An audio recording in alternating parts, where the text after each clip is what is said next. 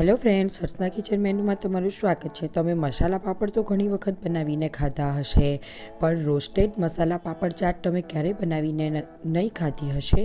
તો આજના સ્પેશિયલ મેનુમાં રોસ્ટેડ પાપડ મસાલા ચાટ બનાવીશું।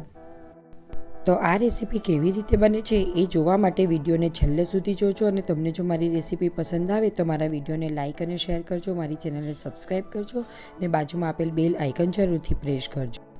તો ચાલો હવે રેસીપી સ્ટાર્ટ કરીશું। તો આ રેસીપી બનાવવા માટે મેં અહીંયા 4 મરીવાળા પાપડ લીધા છે અને તેને શેકી લઈશું। અને હા, તમારે જેટલી બનાવવાની હોય તે પ્રમાણે તમારે પાપડ લેવાના રહેશે। હવે ત્યાર પછી એ પાપડને આપણે ટુકડા કરી લઈશું, અને પાપડનો નાનો ભૂકો નથી કરવાનો, પાપડના થોડા મોટા ટુકડા કરીશું। અને હવે તમે જોઈ શકો છો મેં અહીંયા એવી જ રીતે બધા પાપડના ટુકડા કરી લીધા છે। તો ચાલો હવે આગળની પ્રોસેસ કરીશું। તો હવે પેનને ગેસ ઉપર ગરમ કરવા માટે મૂકીશું, અને પેન ગરમ થઈ જાય એટલે એમાં 3 ચમચી જેટલું તેલ ઉમેરીશું અને તેલને પણ ગરમ થવા દઈશું। અને હવે તેલ ગરમ થઈ ગયું છે તો ત્યાર પછી તેમાં અડધી ચમચી જેટલું જીરું ઉમેરીશું અને જીરુંને ક્રેકલ થવા દઈશું, અને પછી એમાં 5 ચમચી જેટલી હિંગ ઉમેરીશું। હવે ત્યાર પછી એક નાની ડુંગળીને મેં ઝીણી સમારી લીધી હતી તો તેને ઉમેરી દઈશું, અને પછી એને સાતળી લઈશું। અને હવે ડુંગળી અધકચરી સતળાઈ ગઈ છે તો ત્યાર પછી કેપ્સિકમને મેં ઝીણું સમારી લીધું હતું તો તેને ઉમેરી દઈશું। હવે પછી એક નાના ટામેટાને પણ મેં ઝીણું સમારી લીધું હતું તો તેને ઉમેરી દઈશું, અને ત્યાર પછી આ બધું વ્યવસ્થિત રીતે મિક્સ કરી લઈશું અને આ બધાને પણ અધકચરું સાતળી લઈશું। અને લગભગ અડધી મિનિટ જેવું થઈ ગયું છે તો બધું વસ્તુ અધકચરું સતળાઈ ગયું છે તો ત્યાર પછી આપણે તેમાં સૂકા મસાલા ઉમેરીશું।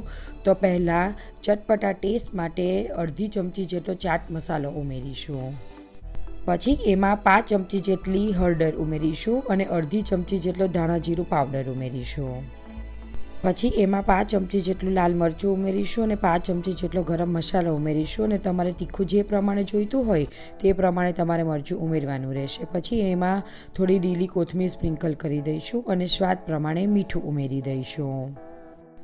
હવે આ બધા મસાલાને ડુંગળી, ટામેટા અને કેપ્સિકમ જોડે વ્યવસ્થિત રીતે મિક્સ કરી લઈશું અને થોડીવાર માટે કૂક થવા દઈશું।